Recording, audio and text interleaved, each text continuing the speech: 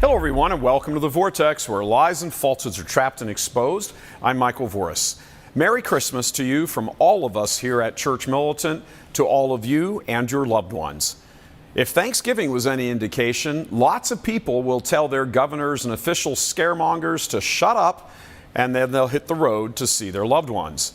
And what is the very first thing they will do when they meet them?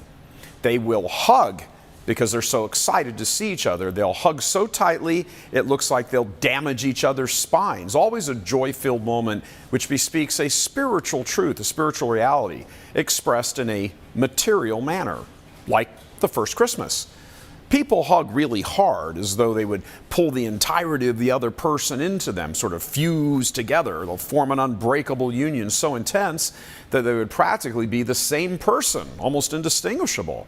Well, that's what you're looking at when you look at the manger, a union of the divine and the human, God hugging humanity so closely, so strongly, that in this case, they are fused together inseparably, the God-man, the man-God.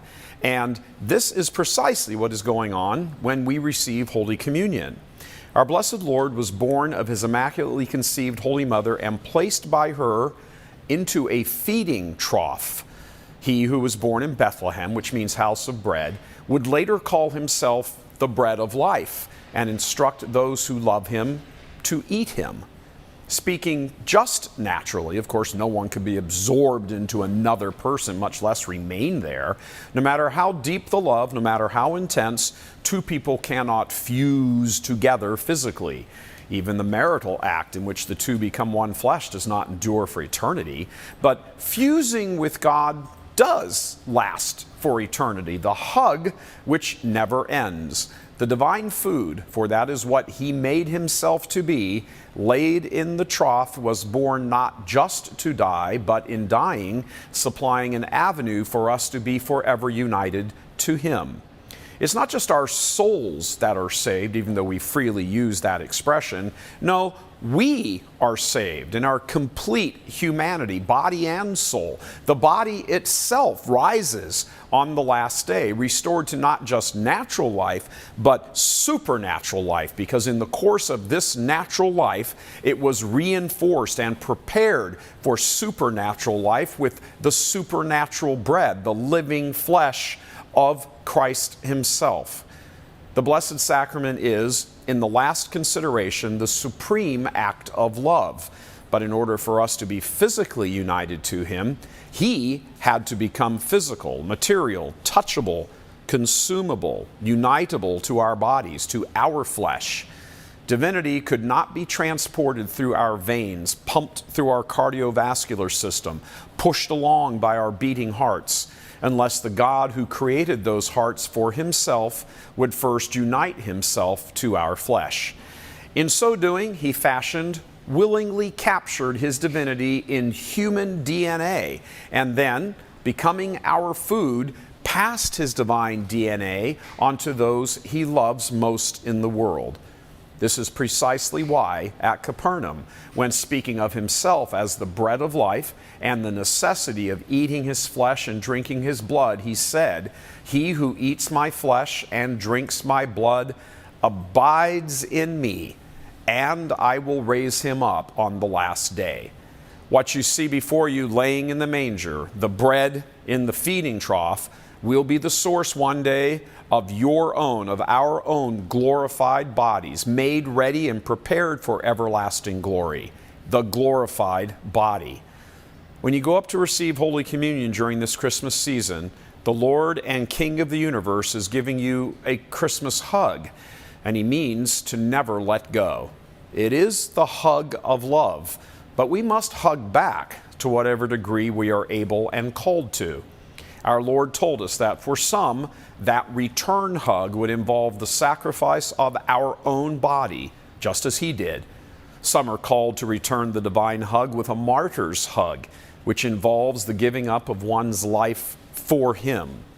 As he himself said of this, "No greater love hath man than this, than he lay down his life for a friend."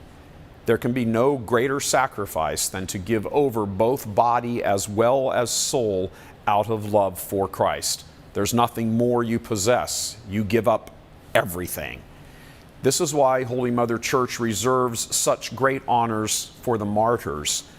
During the solemnity of Christmas, the octave, or the 8 days following Christmas Day, the particular feast Holy Mother Church proposes for us to contemplate don't at first seem to have anything to do with Christmas. Yet, there they are, nestled right into the very octave itself. The day after Christmas is the feast of St. Stephen, the first to be martyred for the faith. Then we have immediately following him the feast of the Holy Innocents, the male children under 2 years old butchered by Herod's lust for power. Then there's the 2 days later feast of St. Thomas Becket, murdered at the altar by yet another vicious monarch thirsty for power. We live right now in perilous times, great anxiety, soul-disturbing anxiety about the unknown. All of that plagues our minds and our hearts. No one knows what the future holds or how all the evil will play out and touch upon us.